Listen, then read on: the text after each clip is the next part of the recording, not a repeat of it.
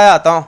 जज साहब पहले तो अपनी आंखें खोलिए, मैं ब्लैक एंड व्हाइट नहीं हूँ, मेरे कपड़े ब्लैक एंड व्हाइट हैं। और दूसरी बात, ये कोई फर्जी केस नहीं है, बल्कि कोरोना काल में एग्जाम को लेकर चल रहे विवाद के ऊपर है और मैं यहाँ पे स्टूडेंट्स का पक्ष रखने के लिए आया हूँ। आहो ठीक है, फिर जल्दी कर अपनी बकवास जौन सी करनी तन्नू।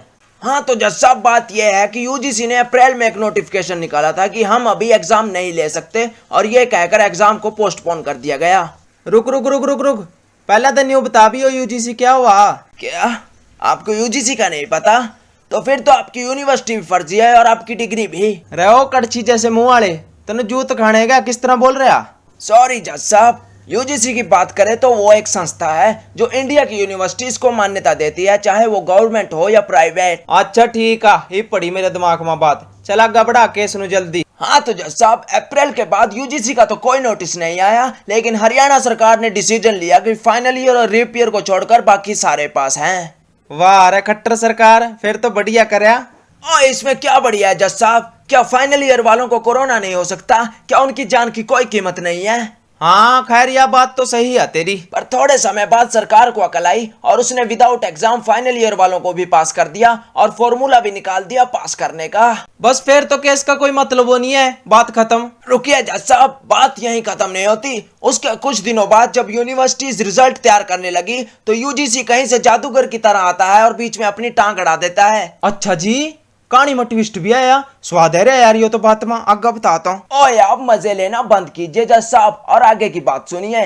हाँ तो यूजीसी ने कहा कि फर्स्ट और सेकंड ईयर को चाहे प्रमोट कर दो, लेकिन फाइनल ईयर वालों के एग्जाम किसी भी हाल में सितंबर के अंत तक होने चाहिए और राज्य सरकार को कोई हक नहीं है एग्जाम रिलेटेड फैसले लेने का। चल मैं सारी बातें समझ गया, पर मैंने न्यू बता भी तो क्यों दिलचस्पी ले रहा है इस मामले में। और क्योंकि मैंने वकालत के साथ साथ बीटेक की डिग्री भी की है और जिसमें मेरी एक सप्ली रह गई है। अच्छा तो न्यू चाह भी बस बिना पेपर दियो पास कर दे तन्नू। और पेपरों से डर नहीं लगता जज साहब, क्योंकि पहली क्लास से लेकर यहाँ तक पेपर दे दे कर ही पहुंचे हैं। डर लगता है तो सिर्फ कोरोना से, क्योंकि अगर पेपर हुए तो कोरोना हमें हो जाएगा और हमसे हमारे परिवार को। तो एक काम कर, ये तो डिस्ट्रिक्ट कोर्ट है, यहाँ नहीं तेरा काम बनने का है, तो सुप्रीम कोर्ट में जाएगा कर बात। और वहाँ भी मेरे एक वकील दोस्त ने केस कर रखा है, लेकिन वहाँ सिर्फ हमें तारीख पे तारीख मिल रही है, नहीं मिल रहा तो सिर्फ स्टूडेंट्स को एग्जाम और यूजीसी को फटकार। देख भाई मैं तो कुछ बोलता नहीं इस मामले में, क्योंकि जब मैंने कुछ बोल लिया मेरी चली जाएगी नौकरी।